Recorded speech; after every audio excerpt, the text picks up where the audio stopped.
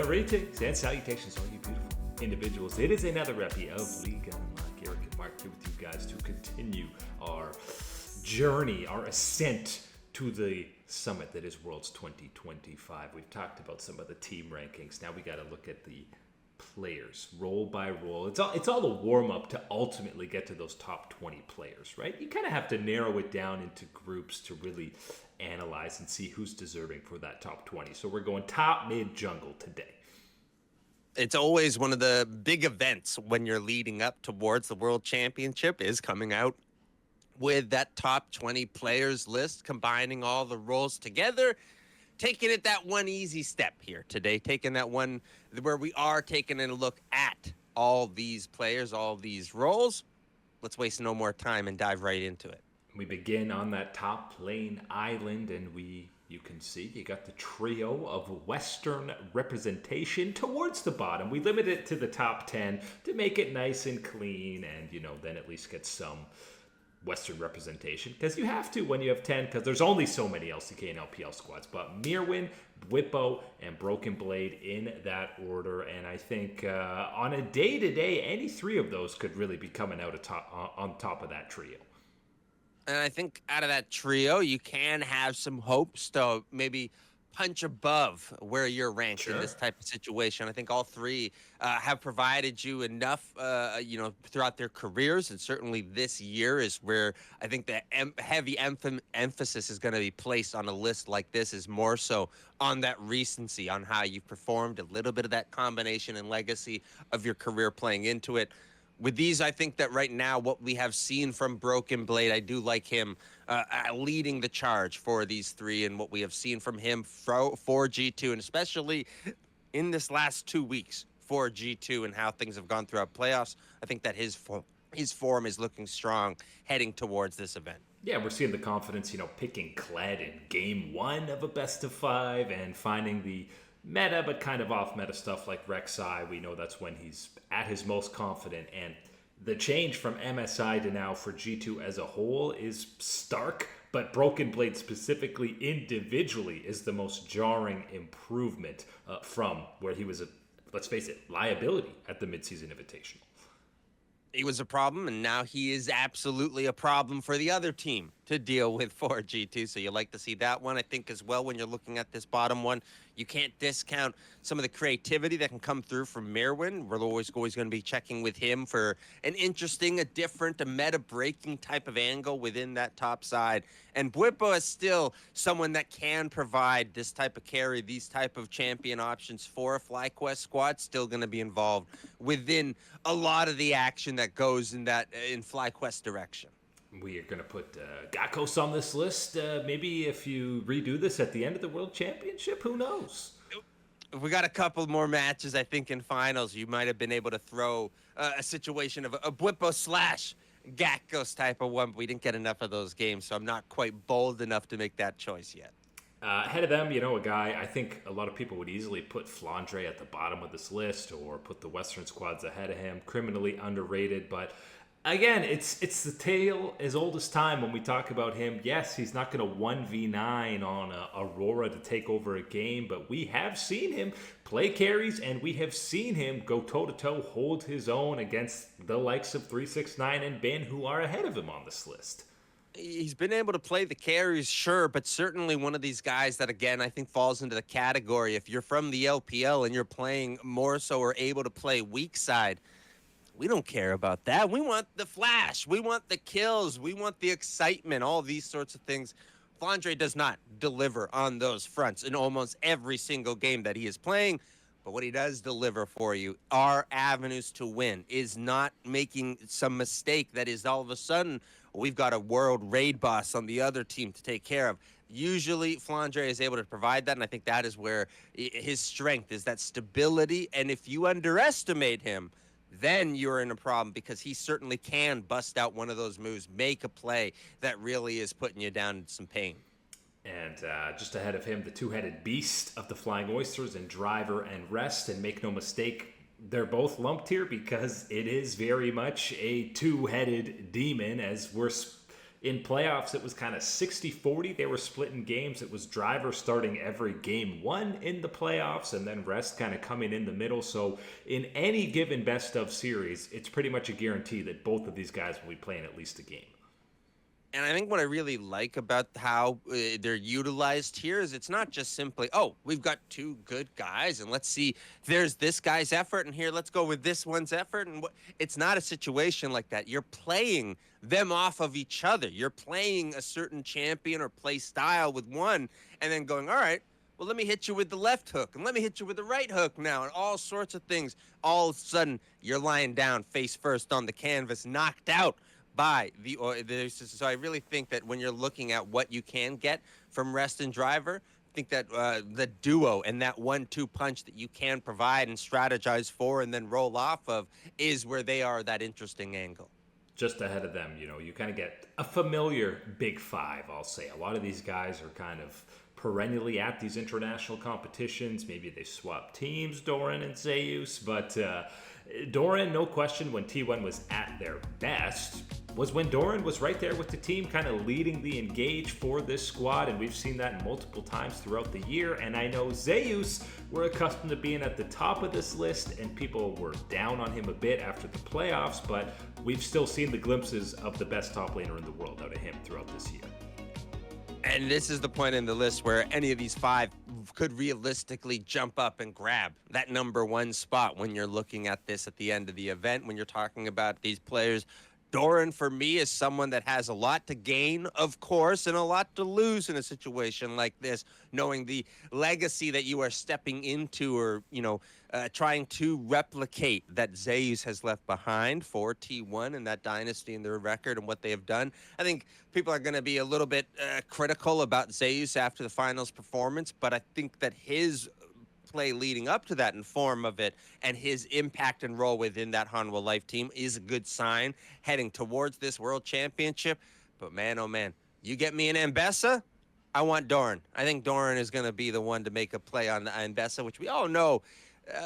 Just another Cassante type in the top lane. We're always seeing those guys too often. Yeah, I mean, Cassante and Ambessa is the top lane matchup that is inevitable that both of them are going to be played at some point in these Fearless series. 369 and Banner easily the top two LPL top laners and have been for years, but let's give a shout out to Keen at the top of this list. The often forgotten about, consistent member of Gen G, and that's on a team of stars, this guy has maybe been the most consistent. Now, if we're seeing a lot of Ambessa and Cassante, that better not be Keen Sante out there, because if there's anybody that you do not let get Cassante, it's Keen. That is the real thing that you're talking about, and that was something last year. Never mind the form that he has been playing in this year for Gen G and the role that he has provided for them. Yeah, I think that he is certainly going to be the one out of all these five that can make that claim to be at the very tippity top of the top lane rankings, and certainly one that has been that steady option for this Gen G squad, but one that if you overlook in just the slightest in your preparation, can swing just as hard as these big-time superstars that we always talk about with the team. We slide into the jungle role, and you pull up this board immediately, people's eyes are going to, wow. I know we're going to be drawn to kind of that middle pack of the board where you see Inspired ahead of a world champion, perennial MVP in Canyon. But again, we have to remind, this isn't an all-time ranking. This is heading into this year's world championship. We're ranking these guys, and based on the body of work recently and even really this whole year, is it crazy to put Inspired ahead of Canyon? I don't think it is. I think if you were talking about a career, an all-time type of list thing, sure, you have to give respect to what Canyon has already accomplished, what he has shown you throughout his career, and we know that to be of that excellent level. But when you are factoring in, you got to win a game tomorrow. You got to win a series 2 days from now type of thing, and you need a guy that is hot, fresh, and ready to go right now.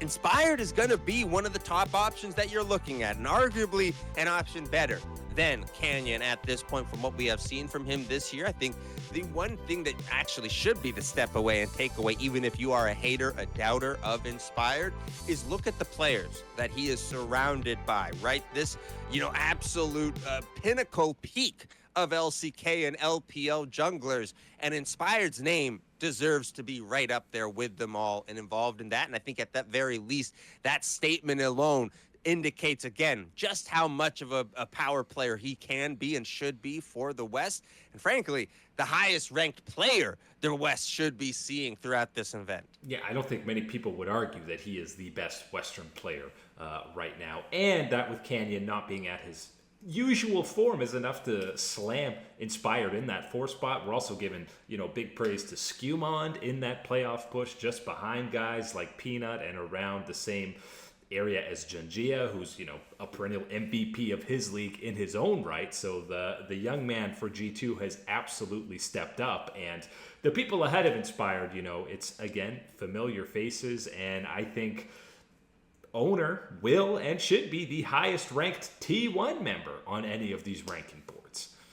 Which is a pretty crazy statement unless you've gone through this whole roller coaster of a year for T1. It usually is never a very straight and narrow type of arrow and road to follow for T1 as you're looking for that success. But Owner has been that guy that has been able to deliver on more nights than not for this team, and certainly one that I think with the change in the guard of not having Zeus on this team, the dynamic shifted a little bit. Owner's importance in his role within the team, I think, did increase and change the most, and has certainly been one of the more impactful shifts that we've gotten. I want to see him at the World Championship because that's usually where he's at his very best. We've already seen probably up to that type of level from him. How much better can it get? Yeah, usually domestic Owner is kind of a meme, and you're calling him for to be removed from this roster, and then you get a Worlds run and you go, oh yeah, that's why Owner's on this squad. So if he's already at that high level, who knows what this man's going to put forward. It's going to look real bad if T1 loses to IG. A lot of these rankings that we're going to be doing. But the one thing in regards to Inspired that some of these guys, I'm going to say Tarzan and Kanavi especially have ahead of him, we haven't really seen Inspired play these mega carry junglers like we've seen in the LPL, the Zeds, the Kianas, the Silases to take over some of these games, and nobody has been better on it this year than Tarzan and Kanavi. I think maybe the only tippy toe that Inspired has dipped into it is maybe the Neferi pick. I think that you could throw slightly into that category, but it doesn't deliver to the same degree. You're right. As talking about some of these other picks that we have been able to see more so experimental, more so on that line where if you are not fulfilling this champion's role, this champion's identity, you're going to be way behind. You're going to be mega useless, more so than any other type of utility one. So yes, I think that is where you do get that angle, but that's part of what it takes to survive, to be an excellent level of player within an ecosystem like the LPL, like the LCK. So I think that's one of those things where you can hopefully maybe adapt and improve, but also one of those ones where you have to identify certainly something that you might not have within the stable when you're stepping into a matchup against those guys that are ahead. Maybe the most important one on this list. Not the highest, but of course we got to talk about Shadow and Beishwan together, because that is really the main and only major question mark for BLG. If there is, a drawback or a slump from either of these squads, then all of a sudden the world title aspirations for BLG takes a huge hit. I want to say that this is also a very different, slash mark here than Rest and Driver, who we talked about. It's that slash because you're playing off of each other. You're working together in this type of avenue and whatever. This is more so who's the hot hand. How do you have it, and are you good on the day? Shadow had a bad game, put Beishwan in. Oh, Beishwan had a bad game, put Shadow back in. That's not to say it doesn't come with its own strategic advantage, where we have seen and talked about before 6-man rosters, additional junglers stepping on in with that additional perspective and analysis heading towards a game. But for this BLG squad, absolutely, it's going to be a little bit different. It's still going to be one of these ones of who's got the hot hands on the day. Let's see who it is and roll with it. Always the most exciting, at least to me, role to look at these events is the mid lane, because it's always star-studded and it's often the most stacked role. I don't know if that's the case heading into this year for current forms, but much like top laners, we got a trio of Western fellas hanging out at the bottom of this list. We just had the head-to-head between Caps and Jojo Pyun, and even though Caps did, obviously G2 comes away with another title, Jojo Pyun was the main guy on Koi that you were saying he held his own, and there weren't even really many head-scratching Jojo moments. It was just him doing his best to carry this team to a win. I think overall throughout this year, Jojo Pyun's stock has certainly risen up a little bit within the LEC, within the international scene, to see him get this type of bounce back year individually. Has it been all the way to the explosive degrees that I think he would have hoped for, or maybe trash talked about for? I don't think so. We haven't quite hit there, but we certainly have seen him take the proper steps and strides to showcase and put out the promise of potential that we always wanted to see with him getting another chance on the international stage. I think with a little bit more time, the smallest bit amount more maturity for our guy, I think is going to make a bit of a difference when he steps out there. But certainly, again, one of these ones where if you had that head-to-head against Caps, maybe you could climb a little bit more, but current form, you got to still roll with Caps. And even though he's a lower seed and didn't win, lost against a Brazilian team, I'll tell you right now, number one, Quid is the only 100 Thieves member that is even sniffing any of these rankings being up there, but especially that Red Series, and you saw how disappointed Quid was in that loss to Cade Star. No question, he's probably still in the conversation, the only FlyQuest member you can talk about being best in their role, or non-FlyQuest member being best in their role in the LTA. And I think for Quid too, he steps into that more or less same category as Jojo Pyun, where he has something to prove on the international stage. Yes, you've had a good year, improvements, all sorts of things. Last time around wasn't so pretty, and he's got to make sure that it is a different impression, whether that's going to be, again, on this 100 Thieves or for the future that's coming up here when he's got to be fighting for, trying to make the best case forward in free agency. Putting together an impressive performance at Worlds is usually a pretty darn good way to get yourself a couple of extra bucks on that contract. Another big climb on this list, and another guy who's going to be getting big bucks on a contract eventually, is the phenom Hong Q. That payday might end up coming in the LPL, but for now, he's on the Flying Oysters, and I might even accept him going ahead of Zeka on this list. Which I think is more so a statement on, one, how impressive and how much of a climb the LCP and specifically the Oysters have been with Hong Q, and knowing that at the last time we had him at an international event, did showcase a lot of growth, a lot of improvement, and things that you can hope to see again leading up towards this World Championship. But for Zeka, it's more so about the downside, the lack of seeing him take those strides, showcase the performances that we know is necessary and he is capable of delivering for this Hanwha Life team. Again, you're looking back towards winning the World Championship with DRX, even again, going back to how he was performing and what type of form was at the beginning of the year, leading towards first stand for this Hanwha Life team, is capable of it.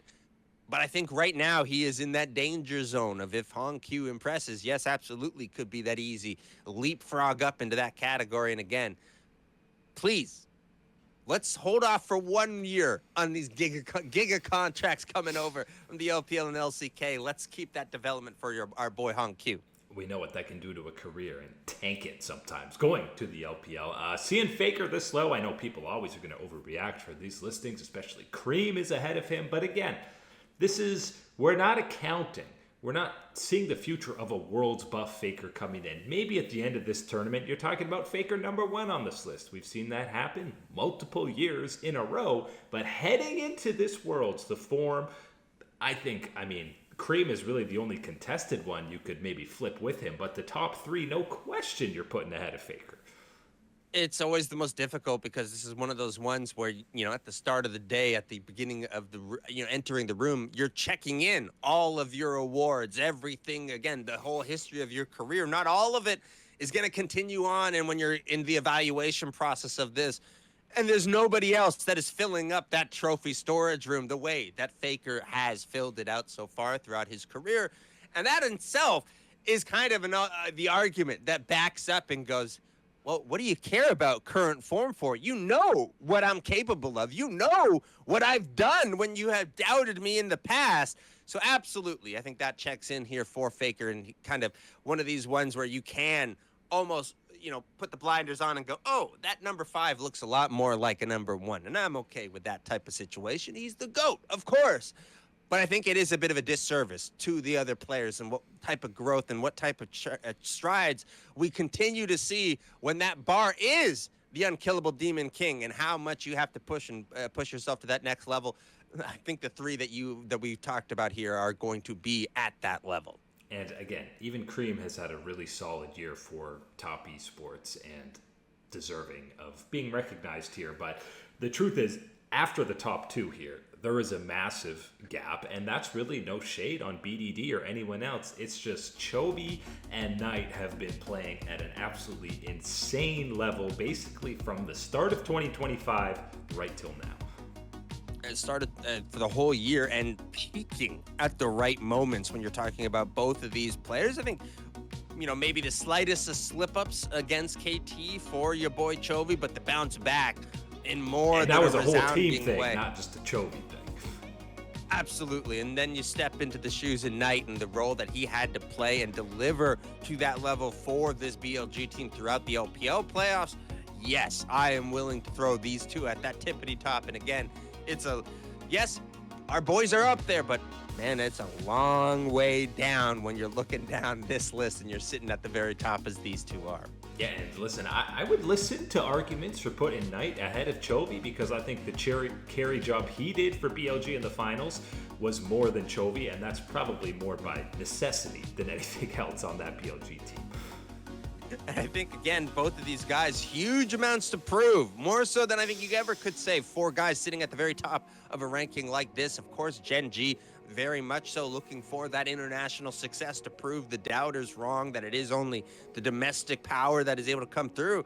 And for Knight, yes, you've got some of the disappointment that is carrying over from MSI, but it's more so about, can you climb that mountain? Can you get one shot again that you missed up against Faker and T1? Both those mid laners looking for that first world championship ring as 2 of the best players who have never won that world championship. But that is it today for League Unlocked.